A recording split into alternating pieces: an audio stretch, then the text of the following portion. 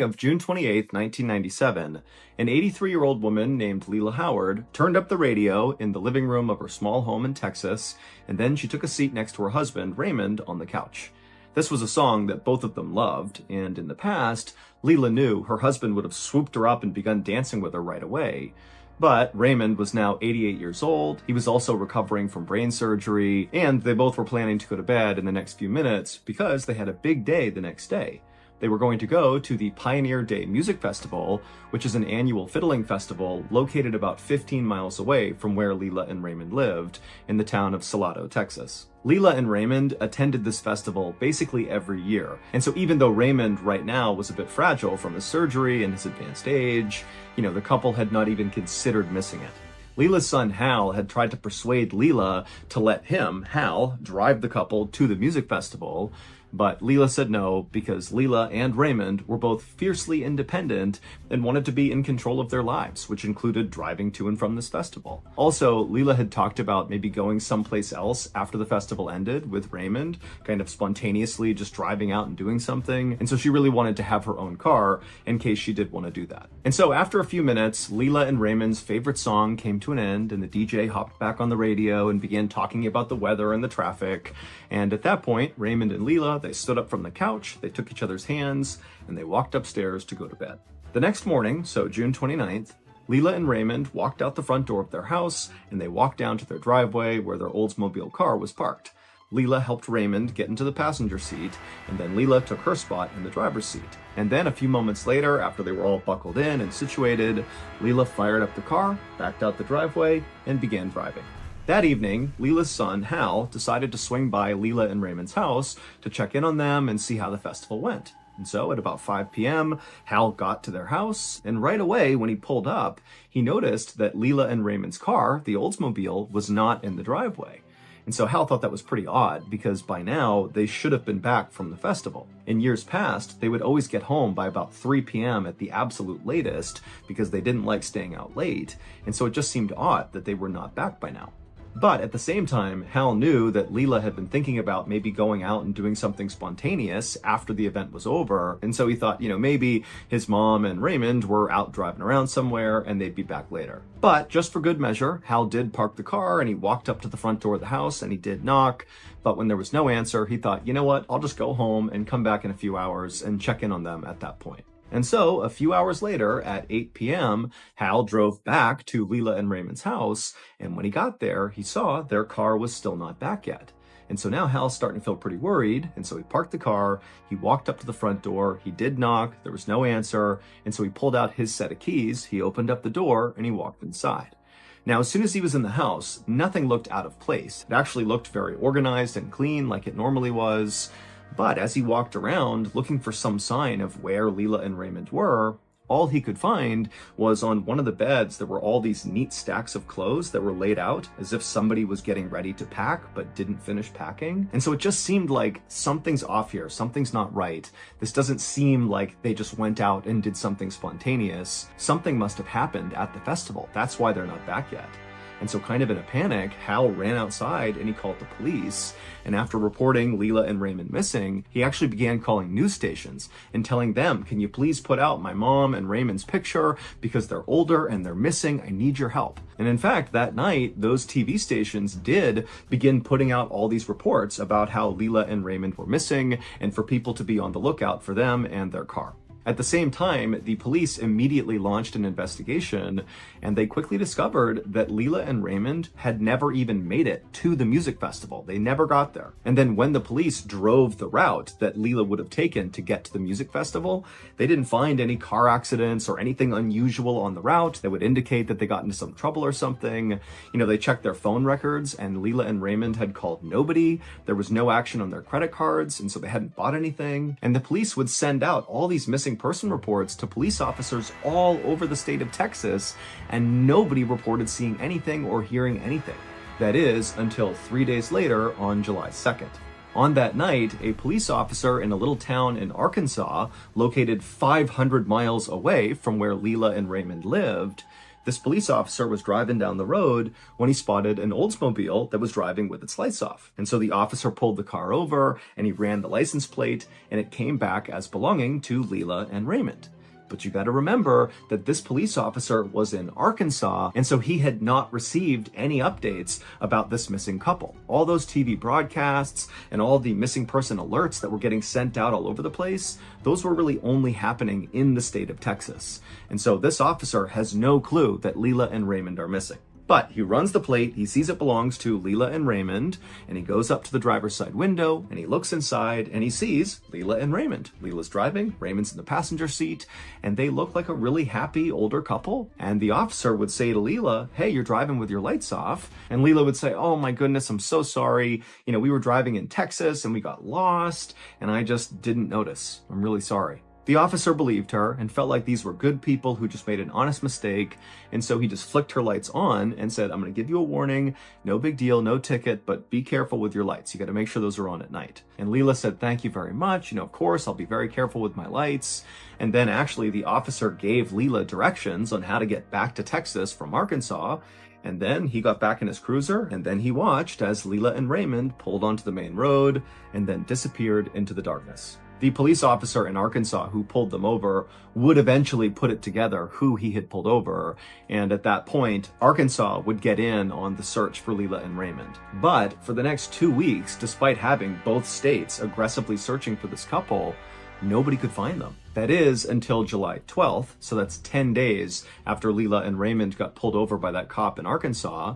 On that day, these two young boys were walking by a small stream in a town called Hot Springs, Arkansas, when they began to smell a terrible smell. They would end up telling their parents, who would come back to the stream and they'd smell it too, and they would end up alerting the police, and the police would come out and they would search that entire area, and they would find Leila and Raymond's Oldsmobile at the base of a 25-foot cliff, and inside the vehicle were Leila and Raymond, and they were both deceased. It looked very much like Leila and Raymond had driven off this cliff and they had landed down below, and that's what killed them. But when investigators went up to the top of that cliff, there were no skid marks on the cliff itself, which meant Leila, who was driving, never hit the brakes as she went over the cliff. Nobody knows why Leila and Raymond abruptly left their town and drove hundreds of miles into Arkansas instead of going to their favorite music festival, although their family members have speculated that it could be because Leila and Raymond had declining cognitive function, and so they basically didn't know what was going on, and that's why it happened. But the reason this story is in this video is because this story about Leila and Raymond is what inspired a very, very famous song from the late 1990s. It's called The Way by Fastball, and for copyright reasons, we can't play it for you, but I'll sing you a line and see if you can remember this song. Where were they going without ever knowing the way? Anyone can see the road that they walk on is paved in gold. It's always summer, you'll never get cold. You'll never be hungry, you'll never be old and gray. Boom, there you go. If you know the song, now you know it's got a pretty intense backstory. Thank you to BetterHelp for sponsoring today's video. After getting out of the military at the end of 2017, the transition from military life to civilian life was so overwhelming that it sent me spiraling into a deep depression. Luckily, before I did anything rash, I took my family and friends' advice and sought out a therapist. And my therapist quickly identified that a lot of my depression stemmed from things that I couldn't change. And so my therapist not only showed me this kind of truth to my life, but they also helped me reframe the way I think about those triggers. And eventually, their help allowed me to accept the past and just move on. And so this was a huge turning point for me because it showed me therapy actually works. Now, therapy is not a one-size-fits-all solution, but if you're struggling right now and you don't know what to do, consider giving therapy a try. And a great therapy platform to try, especially for folks who have never used therapy before, is BetterHelp. BetterHelp is a highly reviewed online therapy platform, which means you can get the help you need right from the comfort of your own home. Get matched with a BetterHelp therapist after filling out a brief survey online, and then it's up to you how you communicate with your therapist, whether that's through messaging or video or phone call or some combination. consultation. You can also switch your therapists at any time at no additional charge. Join over 4 million people who have used BetterHelp and start living a healthier and happier life. Visit betterhelp.com/MrBallen or just click on MrBallen during the sign-up process for a special discount on your first month of BetterHelp. Okay, back to the stories.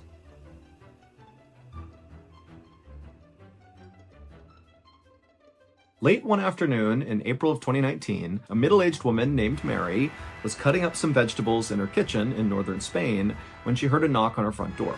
So she put her things down, she went to the door, opened it up, and standing there was her next door neighbor, who was all smiles, and she was holding this big box that was wrapped in wrapping paper and had a big bow on it, and then sitting on top of this big gift was a tray of deep-fried rolls, or croquettes. Mary's neighbor was a 61-year-old woman named Carmen Marino, who was an exceptional chef, and her specialty were making these croquettes. They were filled with different types of meat and other things, and all the time, Carmen would come over and give them to Mary, and Mary loved these croquettes. And so as soon as she saw those, she was like, wow, amazing, and she invited Carmen inside. But Carmen didn't come inside. Instead, she took the croquettes and handed them to Mary, and Mary's like, okay, great, thank you. But Carmen was still standing right outside holding this box, and now Mary's looking at her thinking that Carmen looks kind of uneasy.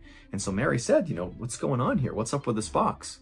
Carmen was silent for a second and just kind of held this box out, at which point Mary realized, okay, so she's trying to give me this gift. And so Mary reached out and took this huge present, and she was like, thank you, Carmen. Like, what is this? What's going on? And Mary, when she looked at Carmen, she could tell Carmen's face was now bright red. She was very embarrassed about something, maybe whatever she was going to say.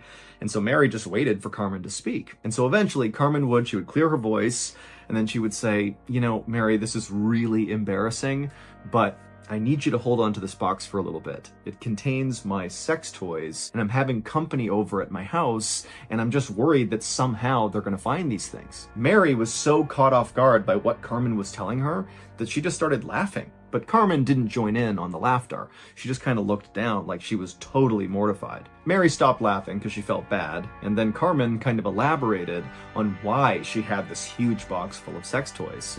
She would tell Mary that, she bought them with the intent of using them with her boyfriend, but a couple of months ago he had broken up with her. But Carmen had held on to these in the hopes that the boyfriend would eventually take her back and they would get back together again and get to use these toys. And so even though this was a totally weird and kind of uncomfortable request, Mary kind of felt bad for Carmen. One, because she had to make this request of Mary, but also two, it was obvious that Carmen was pretty shaken up about, losing her boyfriend.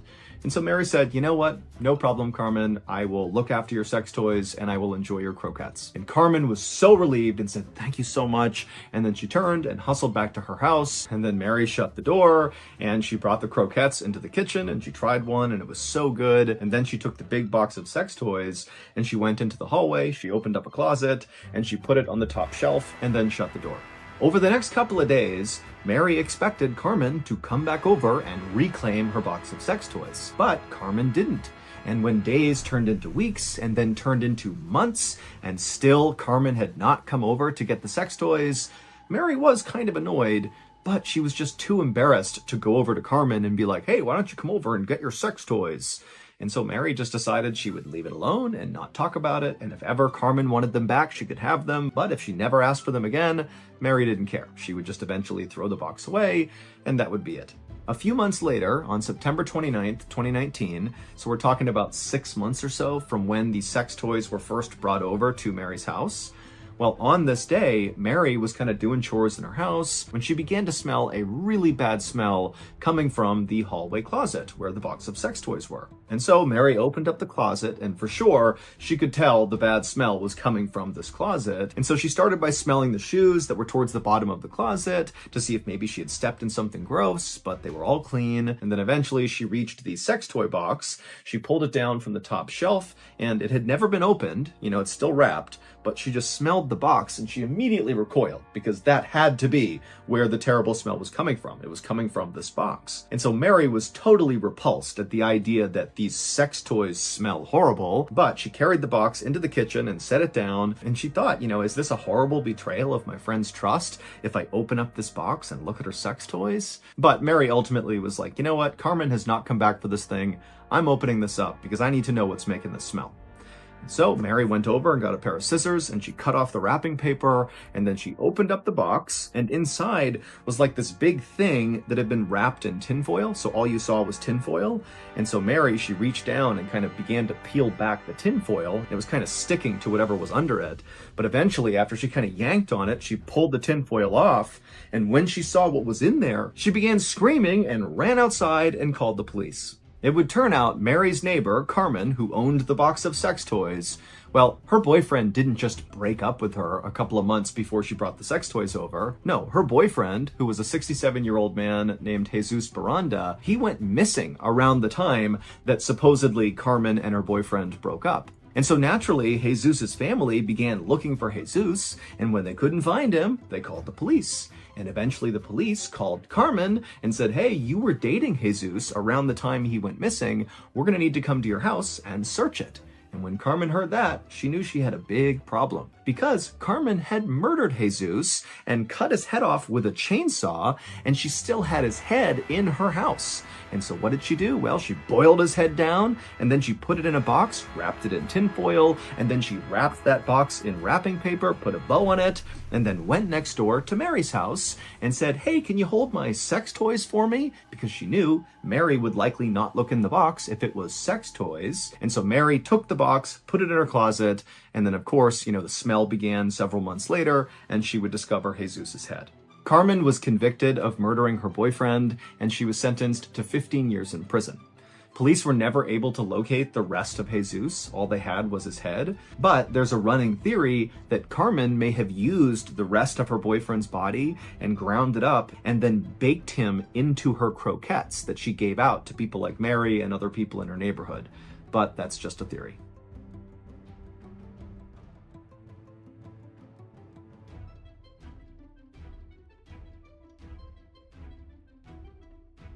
On the evening of June 24th, 1986, a 10-year-old boy named Juan Pedro Martinez Gomez bounced around in his seat and smashed his toy cars together in the cab of his father's big red tractor-trailer truck. Juan was so excited he could barely sit still. He always wanted to go for a ride in his dad's big truck. His dad was a long-haul trucker, but his dad always said no. But Juan had just gotten his best report card ever, and so as a reward for doing so well in school, Juan's father had surprised Juan and Juan's mom with this particular trip. Their plan was to drive from their hometown in southeastern Spain all the way across the country to the northern coast. And then once they got there, Juan's dad would offload the cargo that he had driven there. Juan and his mom and dad would stick around and kind of make a vacation out of it, going to the beaches and checking out the beautiful pastures where all the cows would graze. I mean, Juan was super excited.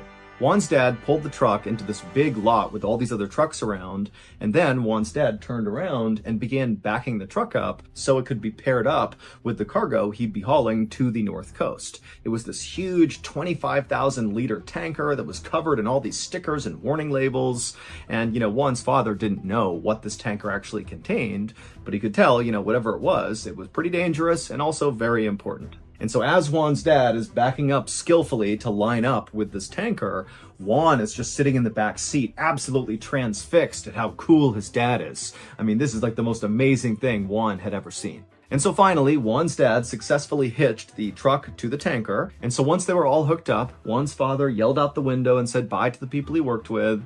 And then Juan's father put in Juan's favorite tape cassette into the stereo and turned the music up. And then he turned onto the road and began making his way toward the highway. Juan's dad would drive basically all night, and Juan and his mother would basically sleep all night. But they would wake up at about 5 a.m. when Juan's father pulled into the parking lot of a diner that was located just north of the city of Madrid, Spain. They were making great time, so Juan's father told his family they could take their time eating. When the family did finish their meals, they got up and began walking out towards the truck, and little Juan, he turned around and he waved to the waitresses, and they all waved back.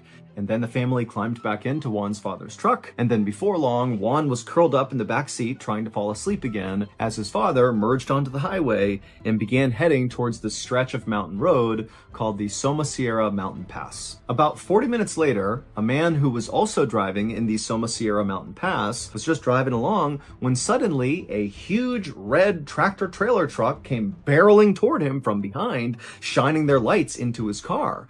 And so this man, he sees this truck approaching approaching so quickly, and he tried to get out of the way, but there was nowhere to go, and the truck wasn't stopping. It was honking its horn, and the truck smashed into this guy, which sent his car careening off the road, but luckily it did not tumble all the way down the mountain. And so this guy's car comes to a stop on the side of the road, and the guy, he kind of comes to, and he feels himself. He's worried he's got a serious injury. He did find a little blood on his head, but overall he felt he was okay. And then he managed to get his door open, and he climbed out of his car, and he looked a little ways down the road, and there was the truck that had hit him. It was now on its side, and it was hissing steam, and it didn't look like anybody inside the truck was trying to get out. Now, even though this guy was pretty shaken up from the crash he had just gotten into, he felt like he was definitely in better shape than whoever was in this truck, and so he decided he would just go up there and try to help them. But after only taking a few steps, this white van came blazing around the corner and came to a screeching stop on the road right next to where this guy was. And then before the guy could do anything, the sliding door to the van flung open, and this woman with blonde hair jumped out, and she ran over to him, and she said, "I'm a nurse. Do you need any help?" And so this guy, he's looking at this woman, and he's kind of sizing her up, and she did not seem like a nurse. And in fact, for some reason, this guy felt like she just made him really uncomfortable. He couldn't quite put his finger on it. And then he looked past this woman at the van, and he saw the driver looked oddly similar to the woman, except it was a man who was driving, but he also had very bright blonde hair, and he had these striking blue eyes that really stood out even from a distance. And then in the passenger seat of this van was this elderly woman who was just staring daggers at this guy who's now talking to this nurse who's right next to him. And so the guy's looking at the old woman, and the old woman's looking right back, and she really looked mean, like she was not happy to be talking to him. And so the guy finally just said to this woman who was claiming to be a nurse that, "You know what, I don't need any help. Go help them. They need help because they haven't gotten out of the truck yet." The woman just nodded, and then she ran back to the van, hopped inside, and the van sped, the 100 feet down the road to where the crashed big red tractor trailer truck was. And again, the woman hopped out, and she rushed over to the truck, and she climbed on top of it, and she reached down, and she took something out of the truck. But from his perspective, 100 feet back, the guy who had also crashed, he couldn't tell what she had taken out of the cab. But after she took whatever she took, she climbed off the cab. She did not attempt to help anybody inside of the truck. She jumped back in the white van, and the white van sped off down the road, and they were gone. The guy barely had time to process what had just happened before he began to smell this unbelievably powerful rotten egg smell. When help arrived, emergency responders immediately realized they had an environmental disaster on their hands. The big red tractor trailer truck, which was Juan's father's truck, was hauling 25,000 liters of sulfuric acid. And that rotten egg smell they were smelling in the area meant the air was now becoming toxic as the sulfuric acid leaked out and began interacting with the ground and making its way into the nearby river. So before anybody could even go inside of this truck to see if there were survivors, they had to basically cover it and the surrounding areas with hundreds and hundreds of pounds of sand and lime to try to counteract the acid. It would take hours to do this, and in that time, nobody came out of the truck's cab. And then finally, when emergency crews were able to go up to the truck and look inside, they discovered that the vehicle's occupants were all dead. However, there were only two bodies. It was Juan's mother and father. Juan was nowhere to be found. Now, one of the theories was, well, when this crashed, maybe the sulfuric acid landed on Juan's body somehow and literally dissolved him, and so that's why he was not found. But that's not possible because it would take much, much longer for sulfuric acid to totally eat away someone's body. And the body would have to be fully submerged in the acid the entire time. So that could not have happened. Rescuers would search the entire area deep into the woods in all directions, looking for signs of this child, but there were none. And when investigators attempted to recreate this accident to try to figure out what actually caused it and why it happened, what they would learn would only confuse them more. Juan's father's truck had nothing wrong with it mechanically, meaning the brakes weren't messed up, the accelerator wasn't messed up. There really was no reason why this truck should have crashed unless it was intentional. That's the only way this could have happened.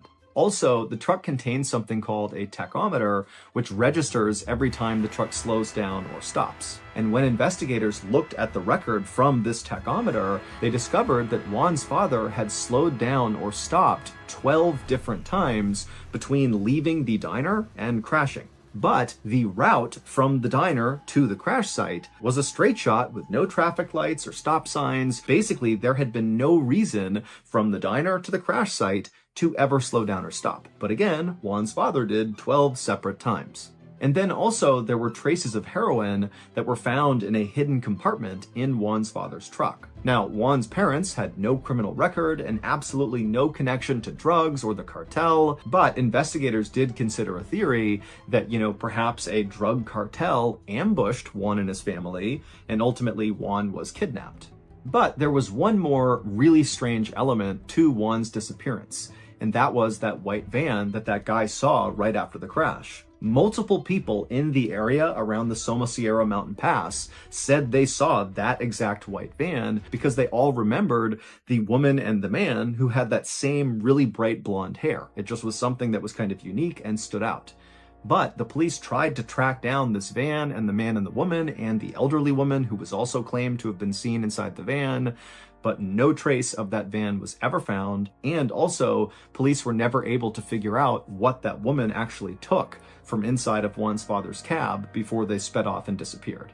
Missing person posters of Juan went up all over Spain, and almost immediately, loads of sightings were reported of Juan. But every time the police followed up on these sightings, they never panned out. Interpol, which is a major international police organization, called Juan's disappearance one of the strangest disappearances in all of Europe. 1 year after the crash, so in 1987, a driving instructor in Madrid, Spain, was filling out some paperwork in his office when he heard a knock on the door. When he answered the door, he found there was this elderly woman who appeared to be blind, and with her was a young boy who appeared to be about 11 years old. The driving instructor asked them, how can I help you? And he watched as the elderly woman turned and whispered something into the little boy's ear. And the driving instructor, he could hear her whispering, but he couldn't understand what she was saying. It sounded like a foreign language. And in fact, it would turn out they figured out she was speaking Farsi, which is the language spoken in Iran. The little boy listened to the elderly woman, and then after hearing what she had to say, he turned to the driving instructor and he asked in perfect Spanish, "Where's the US Embassy?" The instructor gave them directions, and then the little boy nodded, and then he and the elderly woman, they turned around, they grabbed each other's hands, and they began walking away. And as they walked away, the driving instructor, he just couldn't help but feel like there was something oddly familiar about these two people.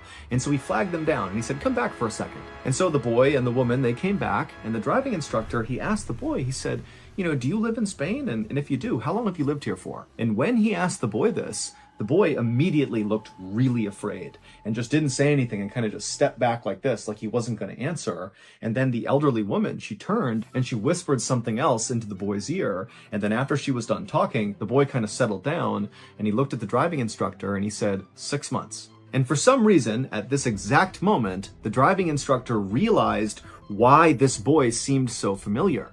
He remembered seeing him on all those missing person posters all over the place. And so the driving instructor, he couldn't remember the boy's name. And he goes, "Hold on a minute." He turns and he runs inside of his office and he finds one of the posters that said Juan Pedro Martinez Gomez. He grabbed it and he ran back out to show it to them and be like, "Hey, they're looking for you." But when the driving instructor came back to the front door, the boy and the blind old woman were gone. And so the driving instructor, he stepped out, he's looking around, he's yelling out for them. They were gone. Now, it's important to understand that to this day, no sightings of Juan have ever been confirmed, and that includes the driving instructor who claimed to have seen Juan. But to this day, Juan's body has never been found, he's still missing, and his case is still unsolved.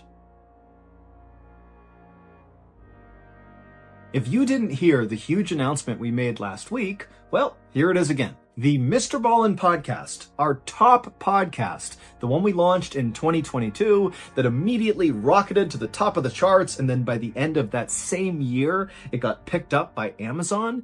Yeah, that show is now once again available on every podcast platform, and it's free. All you gotta do is go to your choice podcast platform and look for the MrBallen podcast, and boom, you now have access to the hundreds of episodes in our catalog. And if you haven't listened to the podcast since it went exclusive at the end of 2022, then you have a crazy amount of content to go binge. So go find the MrBallen podcast on whatever platform you like, follow the show, leave a positive review, or at least an honest review of the show, because that really helps grow the podcast, and then enjoy. That's it. But a quick caveat, if you've been listening to the MrBallen podcast on Amazon Music, well, there's still going to be perks for you. With your Prime membership, you can listen to brand new MrBallen podcast episodes 30 days early and ad-free on Amazon Music. But again, the show right now is available everywhere and it is free. Enjoy the show.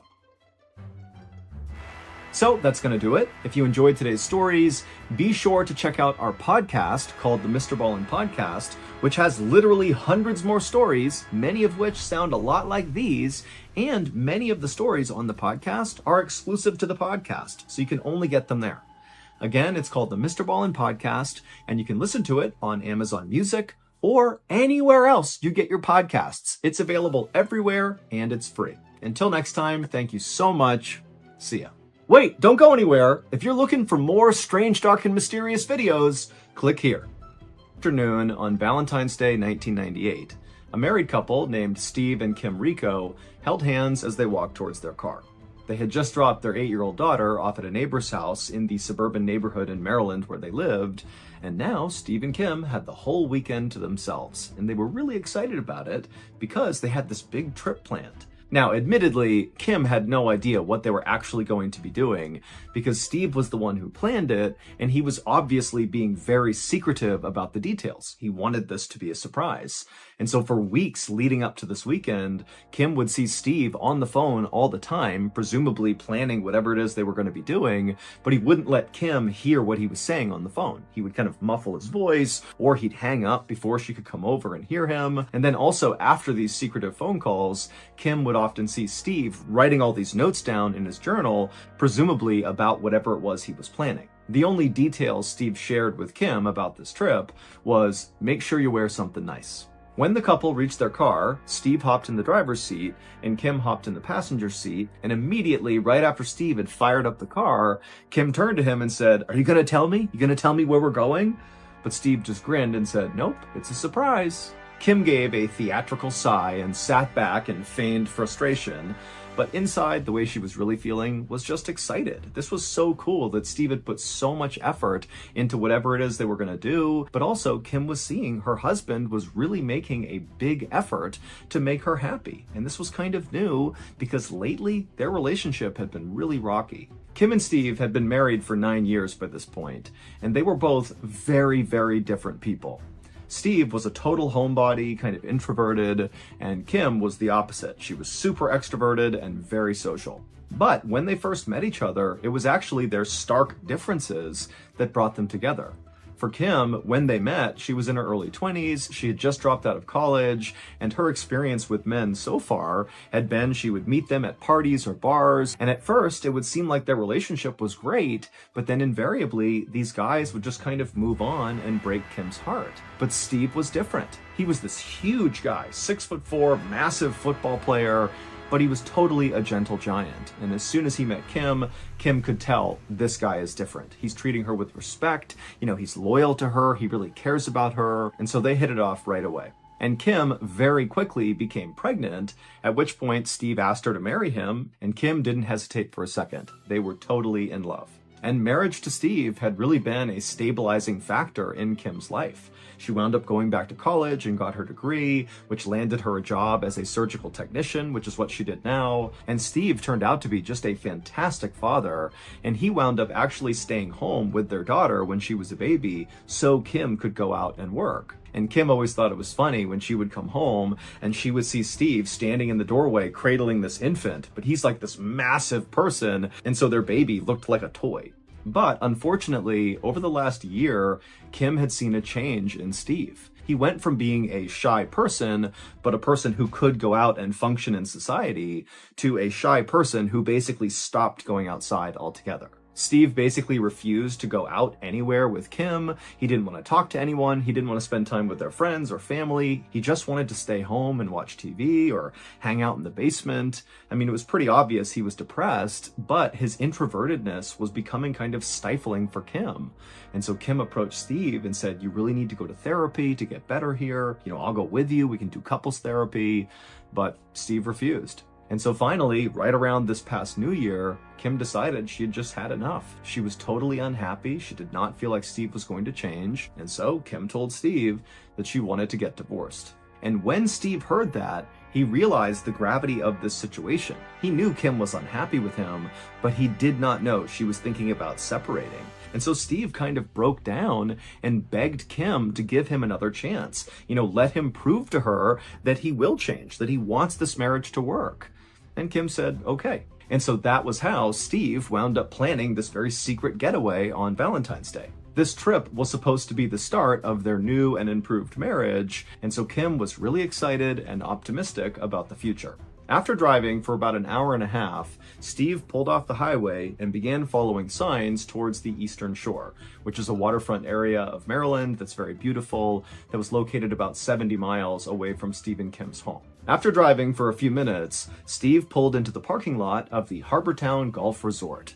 And as soon as he pulled into a spot and turned off the car, he clapped his hands and turned to Kim and said, "Okay, we're here." And Kim looked from her husband out to all the perfectly manicured grounds and the beautiful resort, and she smiled and leapt out of the car excitedly. Kim and Steve took each other's hands and marched inside to check in. And as they were checking in, the person behind the desk gave them glasses of champagne. And then after handing Kim and Steve their key cards, the receptionist told them that their cottage where they were staying was like the nicest property at the resort. Kim and Steve were totally pumped. They took their champagne and their room keys, they walked back to their car, and then drove a little ways deeper into the resort to their cottage. It was cottage 506, and it looked out over the water. And when they went inside, Kim was totally wowed. It was this rustic suite with a wood fire stove in the middle and 2 queen-size beds and a little coffee table area for breakfast over here.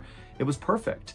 And then when Kim actually walked into this cottage, she noticed there was a card sitting on a table, and it looked like a wedding invitation. Kim was confused and looked over at Steve, and Steve just smiled and said, "Go, check it out." And so Kim walked over and she grabbed the note and she began reading it, and as she did, she began to smile. The card really was a wedding invitation, albeit it was for a fake wedding, because it would turn out this was not just a random overnight that Steve had planned for both of them. Instead, he had purchased a romantic getaway package, which included this amazing cottage, but also a professional dinner theater performance that would be held on the resort grounds. Kim read the description of the dinner theater show on this invitation. It was a murder mystery called The Bride Who Cried, where the actors in the show would put on a whole fake wedding, and then at the end of the wedding, somebody would get killed, and the audience would need to figure out who did it. For an extrovert like Kim, an activity like this was perfect. And so Kim felt totally touched that clearly Steve had heard her, and the first thing he did to kind of win her back was to begin to do the things that Kim really wanted to do, which was really going out and having fun. And so after Kim finished reading the card, she turned and looked over at Steve, and Steve was kind of nervous because he wasn't sure if Kim was going to like it. And Kim, she broke into this huge smile. She walked over to Steve and gave him a big hug. And Steve, he was so happy, and he hugged her real tight right back. Kim and Steve would spend the next couple of hours sitting by their fire inside of their nice cottage, drinking their champagne and talking about the future and just telling stories and having a good time. And then around 7 p.m., Steve and Kim put on their nicest clothes and walked their way over to the area on the resort where this dinner theater was going to happen. It was in an event hall with a bunch of round tables set up for the audience. And so once Steve and Kim and the other audience members all took their seats, the actors and actresses came into the room, and they were all dressed in their wedding clothes. There was a bride and a groom and a wedding party, and the audience was instructed to participate in the wedding as if they were wedding guests. And so the audience all stood up, and they began kind of having this fake social hour of meeting all the wedding guests. And then Steve, Kim, and the audience members all took their seats, and they got ready to watch the drama unfold. And Kim, pretty much immediately, was totally absorbed in this performance. She was so enthusiastic, talking to the actors and talking to the other guests and really pretending like she was part of the wedding. I mean, she was having a blast. The play itself was about a groom who was in the mafia, who was forcing his bride to marry him by threatening her family. The climax came when the groom stood up and gave a toast with his champagne. He took a sip and then fell down dead. Kim watched all of this with delight, but she kept looking over at Steve, hoping he too would be smiling and having a good time. But each time she looked at him, he was just kind of stone-faced and looking straight ahead, like he just didn't care or he was totally disinterested. And then a couple of times when Kim leaned over and said, "Hey, honey, who do you think did it? Who do you think the killer is?" Steve basically just completely ignored her. It was like she wasn't there and the play wasn't there. He was just totally zoned out. Eventually, Kim and a few other very enthusiastic audience members figured out the killer in the play was the bride's mother, who poisoned the groom, and then after this discovery was made, the play was over. As everyone got up from their seats and began to leave, Kim couldn't help but feel really annoyed with Steve because he was just so silent and not invested in this play. And it's like, we came all the way here. Why aren't you at least pretending to enjoy this? But Kim also thought, Steve put a ton of effort into this weekend. He's clearly trying. I'm not going to start a fight. I'm not going to bring it up. And so finally, Kim just said to Steve, "Hey, why don't we go to the bar and get a couple of drinks, bring them back to our cottage and just hang out there for the night." And when Steve heard this, he actually smiled and said, "Okay, great, let's do it." And by the time the couple got back to the front door of cottage 506, they were holding hands again and laughing and telling stories, and they went inside and Steve put the beers down on the table, and then Kim said she was going to go in the bedroom and just quickly change into something more comfortable. And so Kim walked into the bedroom and shut the door, and Steve walked to the front door and turned the lock.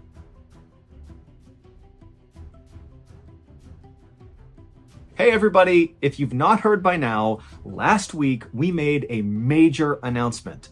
Our flagship podcast, MrBallen Podcast, Strange, Dark, and Mysterious Stories, that pretty much immediately rocketed to the top of the charts when we launched in 2022, and then quickly was scooped up by Amazon by the end of the same year. Yeah, that show, our top show, is now available everywhere. It is no longer just on Amazon Music. It's on all platforms and it's free, which means if you've not listened to this podcast since it went exclusive with Amazon Music back in November of 2022, then that means you have about 100 new stories that are only on the podcast that are only now being made available to everybody. So go binge them. And if you signed up for Amazon Music just for this podcast, I love you. Thank you so much. But most importantly, there are still going to be perks for you if you continue to listen to the podcast on Amazon Music. Prime members will get to listen to the MrBallen podcast 30 days earlier than everybody else,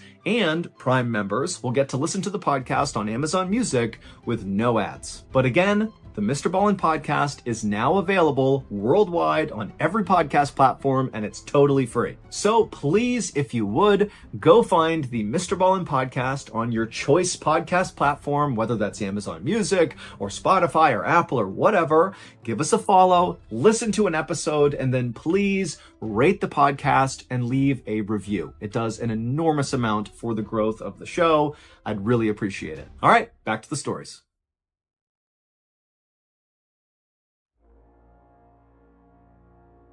Three hours later, a man named Philip Parker, who was staying at the resort with his family, heard a commotion in the lobby, and he heard people saying there might be a fire at cottage 506 and there could be somebody still inside. Philip immediately turned to his cousin who was with him, and the two of them bolted outside and just started running towards cottage 506. And as soon as they got to a place where they could see the cottage from a distance, they could see black, oily smoke pouring out of the windows. When they got up to the burning cottage, Philip ran to the front door, but it was locked. He couldn't get inside. He screamed to see if anybody was in there, but there was no answer. And so Philip and the cousin ran around to the back of the cottage where there was a glass sliding door. And Philip, he tried to handle, but it was locked. At this point, the cousin said he was going to run back to the resort and get a fire extinguisher. And after the cousin ran off, Philip turned back towards the sliding glass door and realized it actually opened on both ends. And he had only checked one side and found that side to be locked. But on the other side, which he was now noticing, it was obviously unlocked because it was open just barely. And so Philip immediately opened it up and all the smoke began coming out.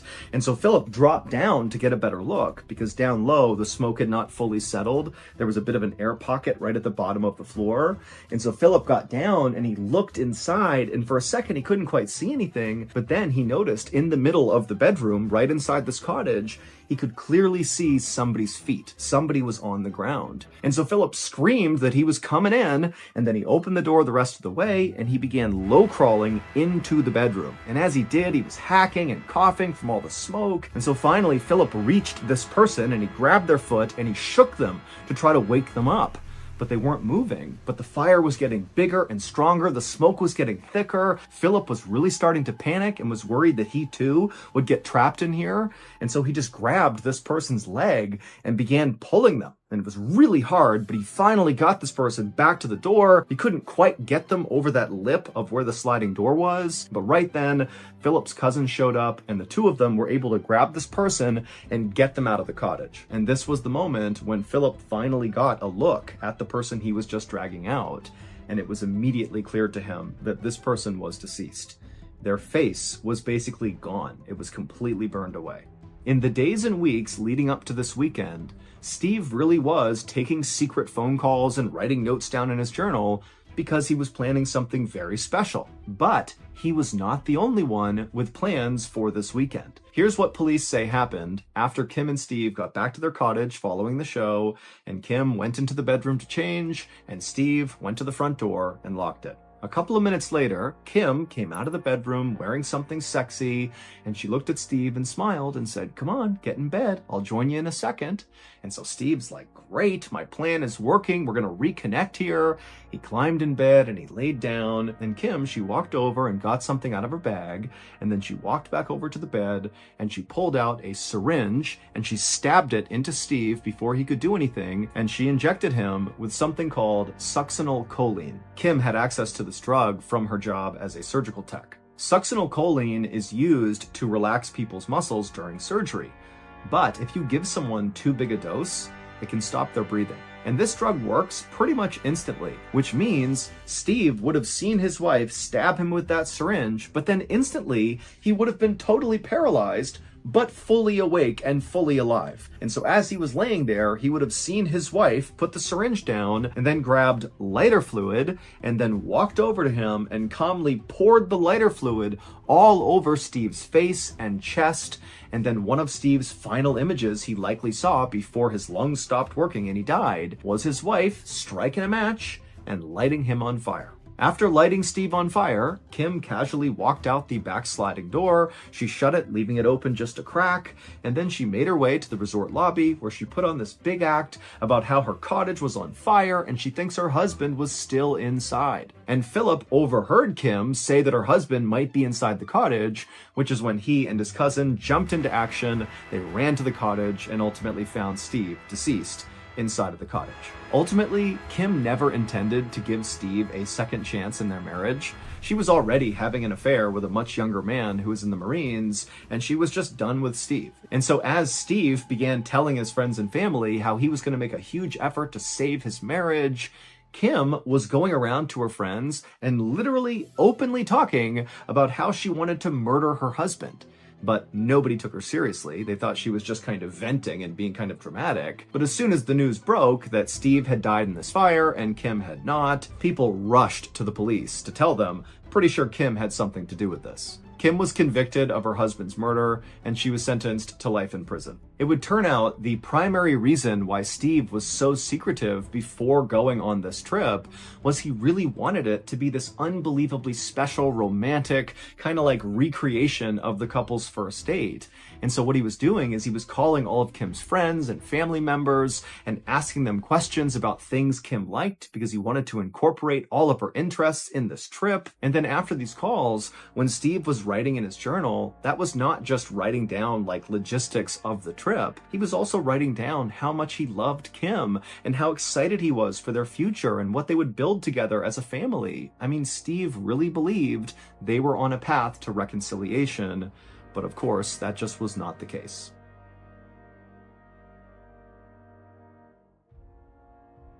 This past week, we dropped a brand new merch line to commemorate Valentine's Day 2024, and people are loving it. Our designers put together, in my opinion, one of the very best graphics we've ever put on any merchandise, and it's right here. So this is the hoodie. This is the back of the hoodie. I think that's just an amazing design.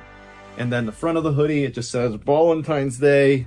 and the t-shirt has the same design setup as well. But the deal with this merch is it's only available to be purchased for a very short amount of time. And so you have now until Wednesday, February 21st, so just a couple of days from now.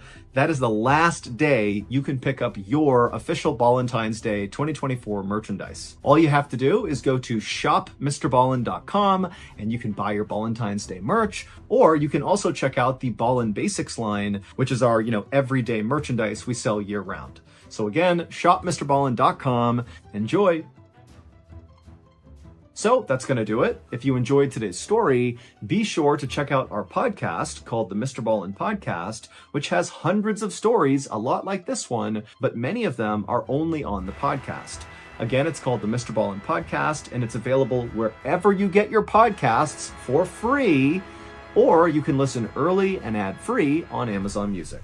Wait, don't go anywhere. If you're looking for more strange, dark, and mysterious videos, click here. Evening of July 27th, 1977, a 21-year-old farmer named Huang Yan Cho walked down a wide, dusty road in the little farming village of Beigao, located in northern China. It had been a very hard day on the rice farm where Huang worked because they were all preparing for the autumn harvest. But even though Huang was totally exhausted and worn down, as he walked down this road, he was whistling an upbeat tune. Because for the first time in a long time, Huang was actually excited about the future. Huang had grown up in a poor family, and he hadn't even finished elementary school. He still lived with his parents in a tiny house, and basically every day of his life was the same. He got up at sunrise, he walked to work, he worked all day until he barely could even stand, and then he would walk home and he would go to bed. But the reason Huang was now feeling kind of excited about his future was because he had just gotten engaged to a beautiful girl in a neighboring village, and their plan was to get married after the autumn harvest. Huang was already hard at work, literally building them a house that they could move into after they got married. And in fact, on this particular night, that was where Huang was going. He was going to the property where he was in the middle of building this house, and he was going there not to work on the house anymore, but really just to admire his property, because again, he was just so excited about the future. Huang turned the corner and his beautiful half-constructed home came into focus. The foundation, the walls, and the ceiling were all complete. All he had left to do was put in the windows and the doors. And so Huang walked up and ran his hand over the beautiful brick he had laid around the outside of the property. Brick was not cheap. He had worked extra hours to afford this brick. And so he was just so proud of it, and he ran his hand over it. And then he kind of stepped back and kind of imagined the house when it was all done. And then when he felt satisfied that he had seen enough, just kind of nodded and turned and just continued walking back towards his home, his parents' home, which was only a few minutes away. When Huang got to his home, he went inside, and his mom already had a meal made for him. It was just some rice and veggies. And so Huang sat down and began eating, and then his parents came over and they began chatting. And then, of course, the conversation shifted to Huang's upcoming marriage, because that's basically all Huang ever wanted to talk about. And then by about 10 p.m., Huang was so tired that he crawled into his bed and he fell asleep almost immediately. The next morning, when Huang's parents woke up, they discovered that Huang was not in his bed. Now, this was not totally unusual because they knew their son was a really hard worker, and it wasn't unusual for him to wake up really, really early to head out to the farm to begin his workday. But a little while later, the workers at the rice farm where Huang worked, they saw Huang had not come to work, and because that was so out of character for him, one of the workers actually walked to Huang's parents' home to see if he was okay. And when Huang's mother found out her son had not shown up to work, she was really worried, but she told this worker, my son must have gone to the house he's building, go over there and see if he's there. But the worker from the rice farm went to Huang's property he was building, and nobody was there. And so when he came back and told Huang's mother, this sent her into a total panic, because really for her, this was like completely out of character for her son. He would never miss work. He would never just disappear like this. Something was wrong. So Huang's mother sent this rice farm worker to go find her husband and tell him what was going on with Huang. And then in the meantime, Huang's mother just walked outside and began going door to door, asking neighbors if they knew where her son was and if they wouldn't mind coming out and helping her look. Now, at this time, the village of Beigao was a relatively small place where all the residents more or less knew each other. And so it did not take long for the news of Huang being missing to spread all across Beigao, and the community really came out in force to go look for him. And so by the afternoon, there were people on bikes riding all around, calling out for Huang. People were going to neighboring villages to see if he was there. Another group of villagers went to Huang's fiance's home and they spoke to her, and she had no idea where Huang was. And so by about the early afternoon, when so many people couldn't find any leads to where Huang had gone, it became clear that really nobody had a clue what happened to him. Now, Beigao at the time was incredibly isolated. This is a small town where most of the people who live there don't have phones, they don't have cars, they ride their bikes everywhere, and there were no roads that connected Beigao to any other place. Now, there was a paved road that went through Beigao, but it actually just came to an end on the outskirts of Beigao. So there was just no way to go to other places, at least not efficiently. Basically, if you lived in Beigao at the time, there was a finite number of places you could go. And all these people that had gone out looking for Huang had searched all of those places, and Huang just was not there. And they discovered his bike was still leaning up against his parents' house, and his work clothes, which he wore basically every single day, were still folded up neatly inside of his room. And so wherever Huang was, he was on foot and he was still in his pajamas. That night, Huang's parents would contact the village committee, which was basically like the governing body for Beigao, and the village committee decided that this was serious enough, because again, they're thinking, this is impossible, where is this guy? That they decided to contact the police. But when the police got this call, they did not launch an investigation right away because they had limited resources and there was no sign of foul play here. It was very weird that Huang was missing, but he was an adult, and if he wanted to go vanish somewhere, it was kind of like, okay, you're an adult, you can do that. And so Huang's family and the rest of the Beigao villagers were forced to just kind of wait and see if Huang came back. But over the next few days, Huang did not come back, and there was still no new information about what might have happened to him. Early on the morning of August 5th, so 8 days after Huang went missing, and still by this point there's no sign of him, the deputy director of the Beigao Village Committee came running up the road to Huang's parents' house and knocked on the door. When the door opened up, it was Huang's father, and the deputy director handed him a telegram he had just gotten and said, "Read it." And so Huang's father took the telegram and began reading it, and as he did, his eyes went wide, and then when he was done, he looked up and he was just so confused.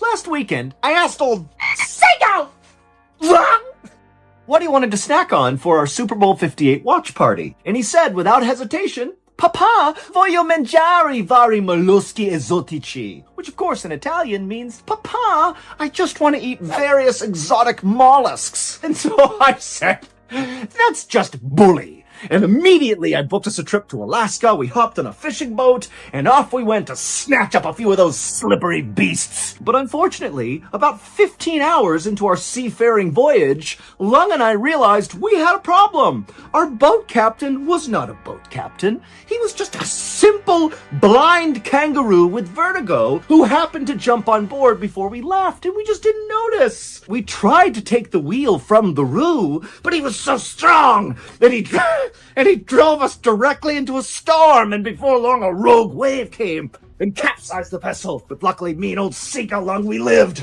and we swam to a nearby island. And when we stepped foot on land, immediately a horde of angry coconut crabs came out of the brush, skittering around, wielding their machetes. Me and old Lung turned to run. But there was nowhere to go, it was just the ocean. And so standing there, waiting for death, me and Lung did the only thing we could think to do. We signed up for DraftKings. Now, did that save us from the machete-wielding coconut crabs? No! But did it get us jacked up about Super Bowl 58? Wow! Yes, it did. And so once again, this year, we are partnering up with DraftKings to make sure all you fans of the strange, dark, and mysterious out there get access to the very best deals on their platform. And for Super Bowl 58, they got a really good deal. For all customers, there is a bet one, get one, which means you get a bonus bet back to you in the amount of your original wager just for placing a bet. Pretty good. And there are loads of other amazing opportunities for Super Bowl 58 on DraftKings, so go check it out now. Download the DraftKings Sportsbook app right now. New customers use promo code MrBallen, bet $5 on any wager, and you'll receive $200 in bonus bets instantly. Again, that's promo code MrBallen, only at DraftKings Sportsbook.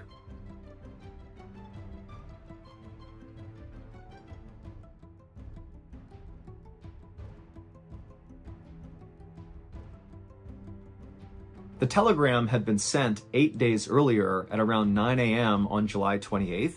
So basically right around the time that Huang's family discovered Huang was missing was when this telegram was sent. But for whatever reason, the telegram had been very delayed, and so they were just receiving this telegram now, 8 days later. And the contents of this telegram made no sense. It said that just 9 hours after Huang had fallen asleep in his parents' home, he was discovered lying on the sidewalk in the middle of this bustling city called Nanjing, located 600 miles to the south of Beigao. Now, the reason Huang's father and the deputy director were so confused by this telegram was this was impossible.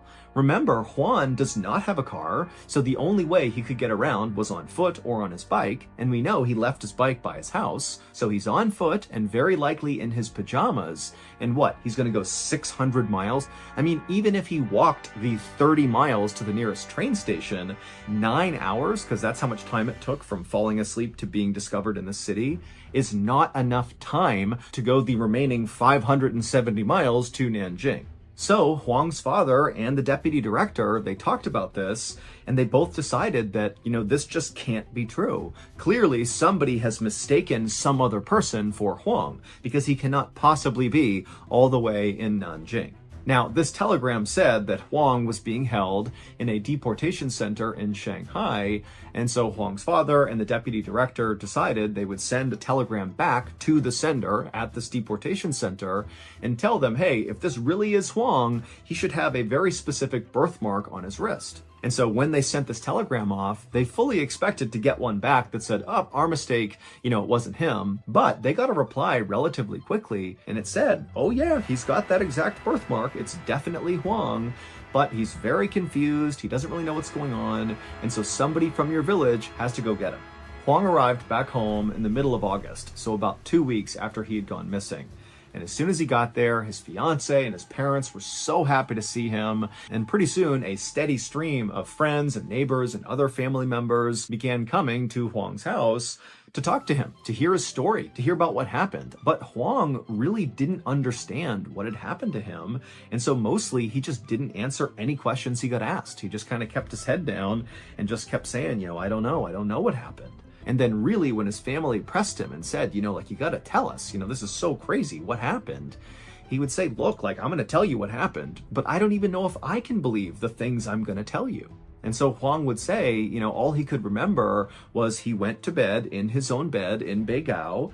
And then the next morning he woke up and he was laying on the sidewalk. And when he opened his eyes, he saw there was this big swimming pool, and then near it was a sign that said Nanjing. And so that was how he put together that he was in Nanjing. And then almost immediately, these two police officers wearing all white just kind of appeared out of nowhere, and they walked up to Huang, they scooped him up, and without really saying anything to him, they brought him to that deportation center in Shanghai, which is a place where people who seem confused or mentally ill would be sent in order to help them get home.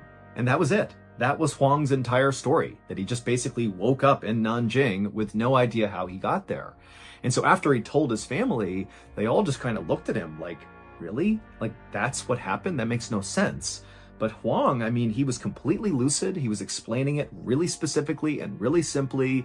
He looked and sounded exactly like he normally did, and he seemed very honest as he was telling the story.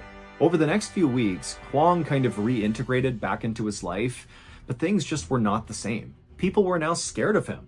Kids literally ran away from him when they saw him because rumors were going around town that he himself, his body, was haunted or something. And so kids were scared of him, and other villagers would openly gossip about him right in front of him.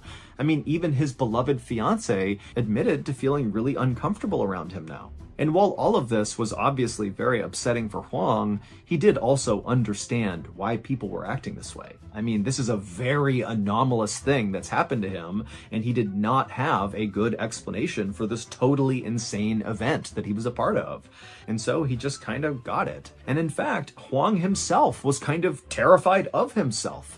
I mean, at night when he would go to bed, he would be terrified that the second he closed his eyes, he was going to be transported hundreds or thousands of miles away to some totally unknown place, and maybe this time he wouldn't even be able to get back again.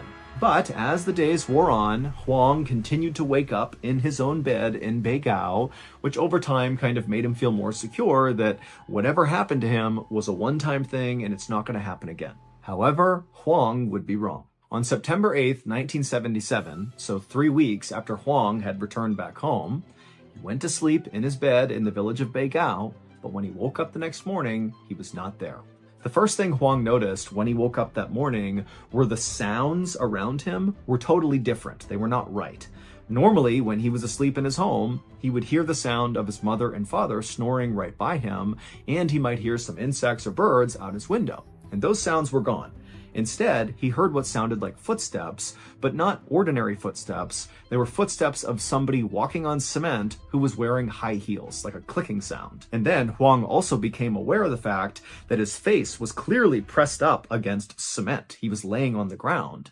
But Huang couldn't open his eyes. As hard as he tried, he couldn't do it. He couldn't move his body. And so he's just laying there on cement with his eyes closed, listening to the sound of these footsteps, these high heels, getting closer and closer and closer. And as they did, his anxiety was growing and growing. He had no idea who this person was. And then these footsteps, they got right up to him and then passed by him. And Huang felt the breeze as this person walked right past him. And then after this person in high heels had kind of walked off in the other direction, Huang finally was able to wrench open his eyes, and he sat up and he looked around, and one, he couldn't find anybody. It was totally abandoned all around him. So whoever had those high heels on had somehow vanished in plain sight. And then also, as Huang continued to look around him, it looked like he was in the middle of this city. But again, there's nobody out there. It's like this abandoned city street. All he had in front of him was this clock up on a building that said 1 a.m. And so pretty soon, Huang was just kind of walking in circles, screaming out for help. And right when he was about to just start sprinting in any one direction in hope that help would be somewhere out there, Huang felt a tap on his shoulder. And then the person tapping him from behind him said, "Are you Huang Yancho?" Huang spun around and he saw there were these two men in military uniforms standing there, and for a second, Huang felt relieved. Somebody was here to help him. But then he thought to himself, how do they know my name? What's going on here? And so he asked them, how do you know my name? But the two men didn't answer Huang. Instead, they told him that he was at a Shanghai railway station 700 miles from Beigao, and that these two soldiers, were here to take Huang to a nearby army base. At this point, Huang was so scared, he just didn't know what to do. So he just wound up going with these two soldiers who put him in the back of a Jeep. And then they hopped in and began driving, and they drove him out of this weird abandoned city where he had woken up.